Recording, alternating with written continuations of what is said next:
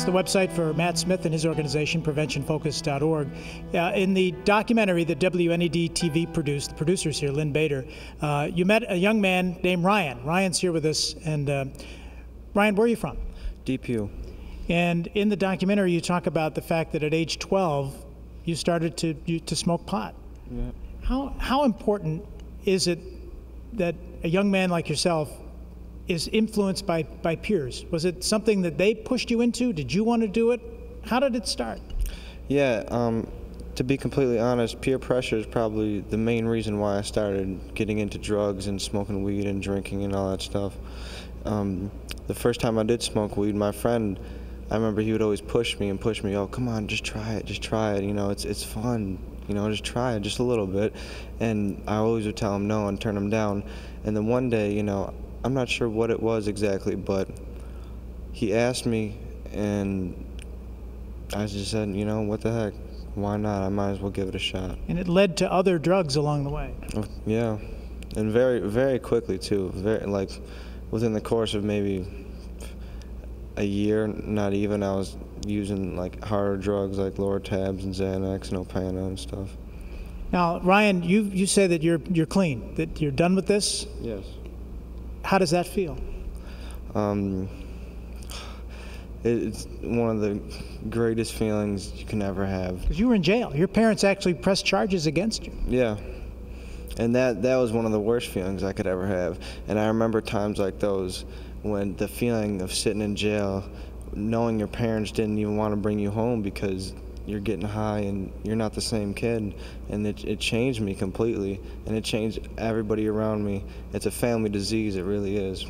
Cameron, let's talk to you about that, because you teach young people at Ryan's age. And is peer pressure something you see at the Williamsville school that you teach at? I think within any school district, not just where I teach, peer pressure does exist. I think we do a pretty good job overall of trying to get younger kids, younger students involved in after-school activities.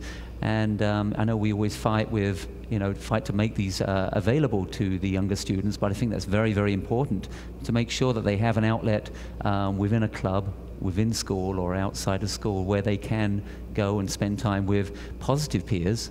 And I think that's one of the most important messages we try to get across. I think when we hear about sad situations where it does happen, I think any administrator or teacher in any district thinks, what could I have done more, if anything, you know?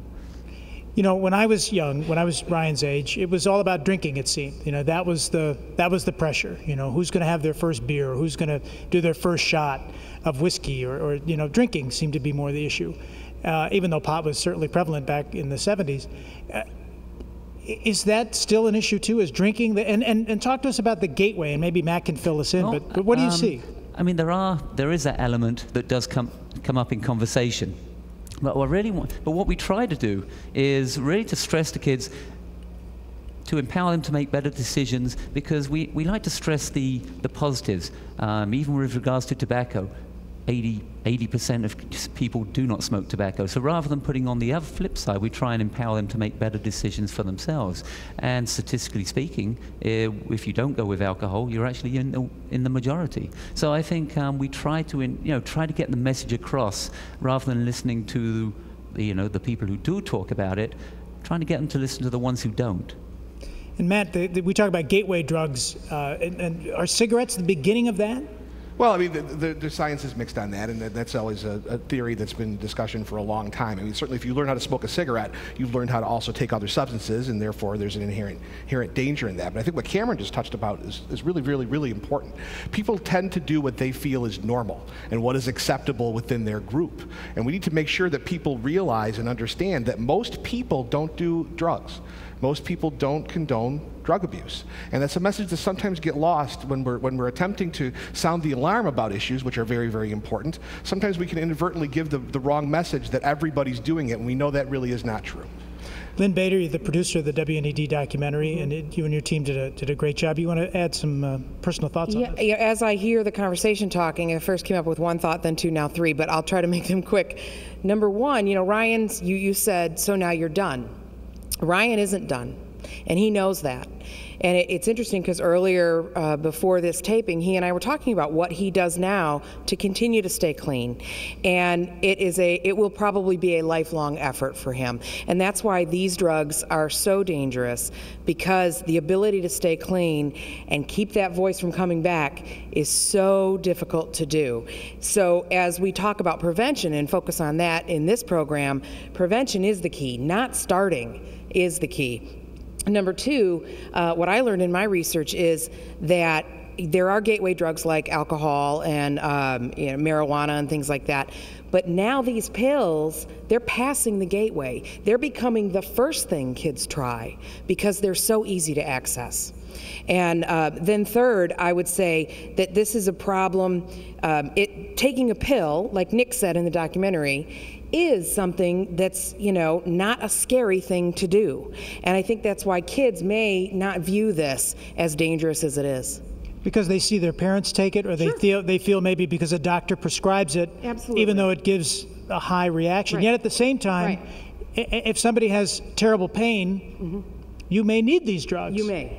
You may. I mean, there's a valid reason for these drugs, and there are people that absolutely do need to have them, but education is the key around these prescriptions. You need to understand what you're taking and what it will do to not just your body, but your brain. Thank you, Lynn, for contributing. I'm going to go up into the audience a little bit, guys. I have a question for all of you. My nephew who lost his life at 28 left 4 young children, and there is a thing between families, whether the children, they are now 9 and under, should they know what happened to their dad?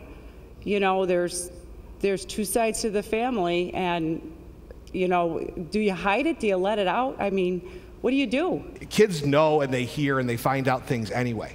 I think it's much better to have a conversation up front and openly and honestly with young people from you, where you can tell them how things really are, as opposed to picking up hearsay or things from friends, on the bus. It's probably, knowing your family history is also an important thing to know going forward. As we take responsibility for our overall health, we need to know, are we prone to certain things? Are we more susceptible to certain things than other people for any kind of health condition? And I think we all need to realize that, just because a doctor says so, it's a two-way conversation that needs to take place between physicians and ourselves as patients. And we need to start educating people from very young that that's the way that it should go. And the I-STOP legislation is something that you move forward with Senator Tim Kennedy to basically call attention to pharmacists and doctors to take a look at what's being prescribed, why it's being prescribed, and to check with other medical physicians to see what complications would result. I-STOP is there, and it's doing its job right now. It's stopping the flow of drugs. However, if you think of all these years that these drugs have been prescribed, and you have millions of people in the pipeline with nowhere to go, and that's sad. Avi, your story helped generate all of this discussion that's here, and Blue Cross Blue Shield to help move it forward, WNED with the documentary, WBBZ-TV, and all the other media. We thank our panel of experts. I'll bring you over here because this is the sign that we've had in our studio. Help save lives and spread awareness. I pledge not to abuse prescription painkillers. And the website you want to go to is painkillerskill.org. We'll have this in front of our Eastern Hills Mall studio for people to sign. We thank you very much for joining us on this very special edition of our Tragedy and Hope presentation on WBBZ-TV. Information on our website, information online for you to keep the dialogue open. And good luck to all of you. Thank you.